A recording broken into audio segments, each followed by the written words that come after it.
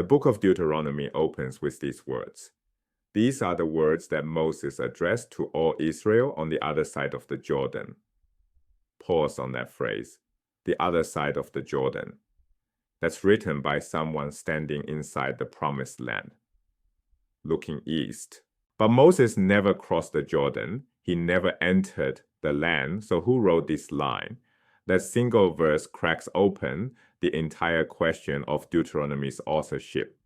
By the end of this video, you'll understand the book's elegant three-speech structure, the centuries of layering behind it, and why its strange ending, without Israel entering the land, may have been the whole point. So if Moses didn't write this, what is Deuteronomy? Let's start with what the book looks like. The setting, the plains of Moab, east bank of the Jordan, the end of 40 years of wandering. Moses is about to die, but unlike Genesis through Numbers, where a third-person narrator describes God speaking to Moses, here Moses speaks directly to the people in the first person. Scholar Moshe Weinfeld identified this as a programmatic speech placed in the mouth of a great leader. Ancient Israelite writers used this literary device regularly. When you want to convey authority, you put the words in the mouth of the tradition's most authoritative figure. This is Moses' farewell address, structured as 3 distinct speeches. The first speech spans chapters 1 through 4, verse 43. Moses retells Israel's history from Sinai to the present, but selectively. He's not giving a neutral recap. He's choosing episodes that drive home one message: obey God's instructions or face consequences. This is history as sermon. The second speech runs from chapter 4, verse 44, through chapter 28. This is the heart of the book. At its center sits the legal core. Chapters 12 through 26, a collection of laws covering worship, justice, warfare, and daily life. These laws repeat and reinterpret earlier legislation from Exodus and Numbers. Chapter 27 describes a covenant renewal ceremony at Shechem. Chapter 28 delivers blessings for obedience and curses for disobedience. The third speech, chapters 29 and 30, is Moses' passionate exhortation. It builds to one of the most powerful passages in the Hebrew Bible. I have put before you life and death, blessing and curse. Choose life. I have put before you life and death, blessing and curse. Choose life. And just before that, the thing is very close to you, in your mouth and in your heart, to observe it. This isn't abstract theology. It's urgent, intimate, direct. The law isn't far away or inaccessible. It's already inside you. This rhetorical intensity is Deuteronomy's signature. After the 3 speeches come the appendices, chapters 31 through 34, the Song of Moses, his final blessings on the tribes, and his death on Mount Nebo. One more thing about the book's name. Deuteronomy comes from the Greek deuteronomos, meaning second law, or repetition of the law. The Greek translators chose this name because chapters 12 through 26 revisit legislation from Exodus and Numbers, but repetition undersells it. This is reinterpretation, an early example of what scholars call inner biblical interpretation, where later writers engage with and update earlier traditions. Now that we have the structure, let's pull back the curtain on how this book was made. Return to that opening line, on the other side of the Jordan. The writer is standing in the land, looking east toward Moab. Moses never stood in the land. And chapter 34 narrates Moses' death and burial. He obviously didn't write that either. These aren't minor quirks. They're fundamental clues. Scholars have reconstructed a centuries-long composition process. It begins in the 8th century BCE with the legal core, chapters 12 through 26, a scroll of laws sometimes called the Book of the Torah.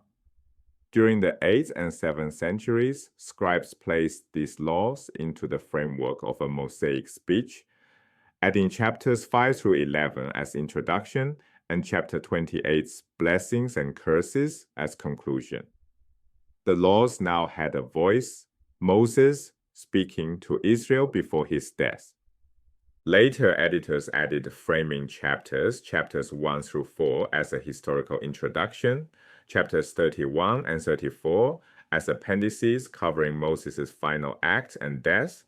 Then came the most transformative period, after 586 BCE, when Babylonians destroyed Jerusalem and deported Israelites to Babylon, the period scholars call the exile. Editors updated laws and expanded passages to reflect that catastrophic experience. During this same period, Deuteronomy was joined to Genesis through Numbers, forming the Pentateuch, the first 5 books of the Bible. Simultaneously, it was incorporated as the theological introduction to the Deuteronomistic history, the narrative running from Joshua through 2 Kings, shaped throughout by Deuteronomy's perspective on obedience, land, and covenant. Chapter 27 preserves a striking ceremony. When Israel crosses into the land, they must go to Shechem, write the laws on stone pillars, erect an altar, offer sacrifices, and proclaim blessings and curses. This isn't unique to Israel. Ancient Greek colonies performed nearly identical rituals when founding new settlements. They received a divine oracle, typically from Delphi, commanding them to settle new land. They inscribed laws on stone stelae, established sacred altars, and pronounced oaths and curses. The parallels are remarkable: divine commands, stone-inscribed laws, altar construction, ritual blessings, and curses.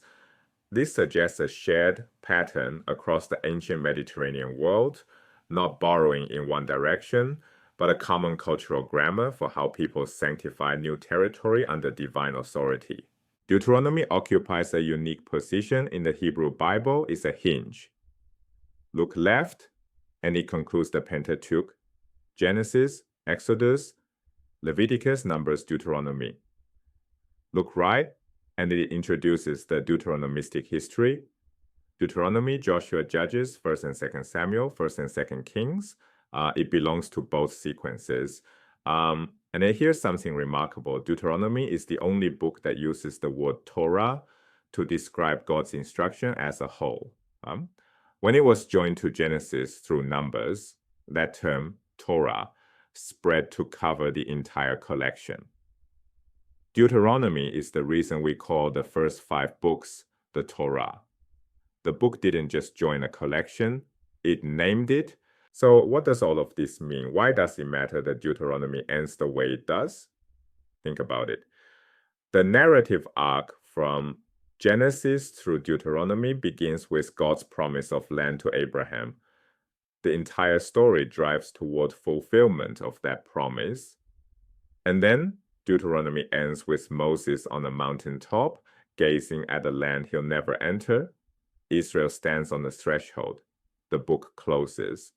No crossing, no arrival. For a long time, readers treated this as incomplete, a story that needed Joshua to finish it. But consider the audience.